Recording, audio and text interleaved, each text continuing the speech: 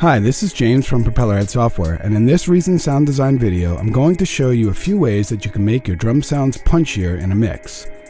Since Matthias showed us some ways that we could make our sounds fatter in the last video, I thought it would be a good idea to also cover the drums, since they could end up getting a bit lost in the mix after you have totally fattened up some of those other sounds. If you have a listen to this song and listen to how the drums sound, you can hear that they lack a certain amount of punch and presence in the mix.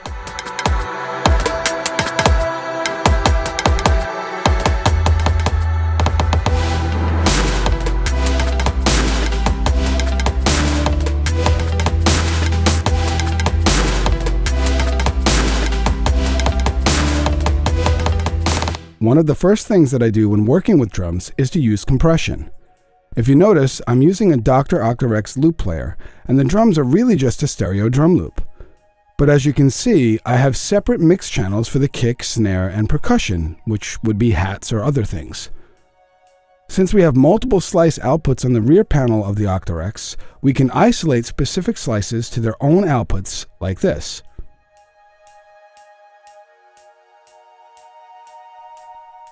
Now I'll work on the kick drum a bit. Using the onboard compressor of the Reason mix channel, I'll dial in a ratio of roughly between 5.1 to 6.1 and set the threshold so that the compressor is doing its work most of the time. This allows for a nice even level without any jumps in volume.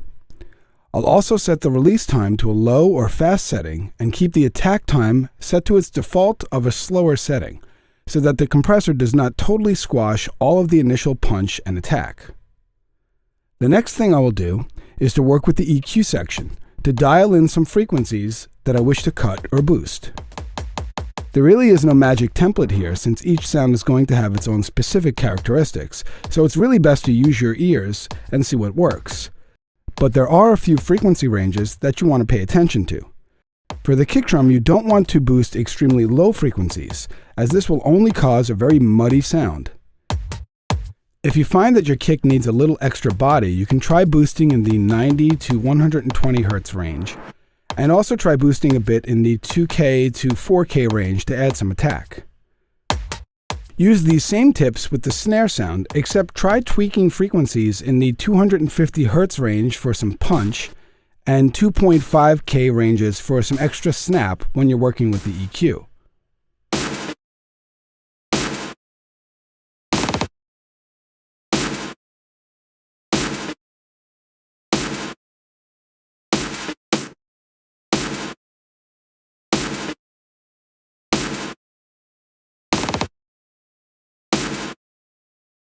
I also suggest that you work with the high-pass and low-pass filters in the EQ section, because these are a great way to remove any extreme high or low frequencies from the sound.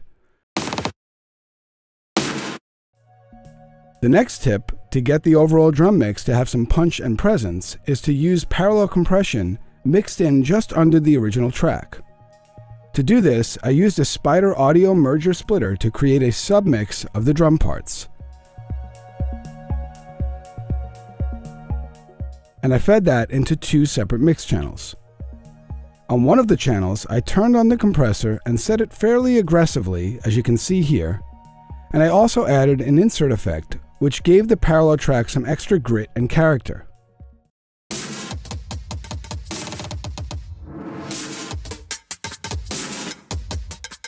Work with the level so that the parallel track is not overtaking the original track, but rather adding to it. Now let's hear how the entire mix of the song sounds with the drums processed using these tips.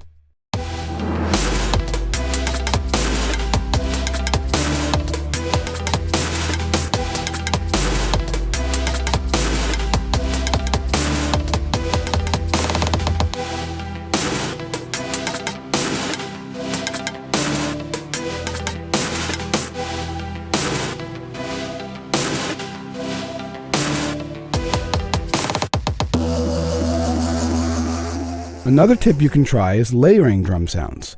For example, you might have a kick drum which has a good punchy low end but has absolutely nothing in the mids or highs. Layering a sound that has a lot of those characteristics and rolling off some of the low end of it will give it that extra little something that you're looking for.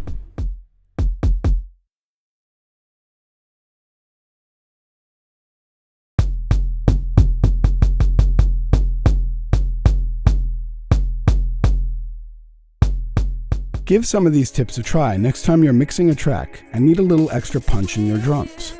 And if you have any additional tips that you use and you'd be willing to share them with us, send an email to productspecialist@propellerheads.se. See you soon.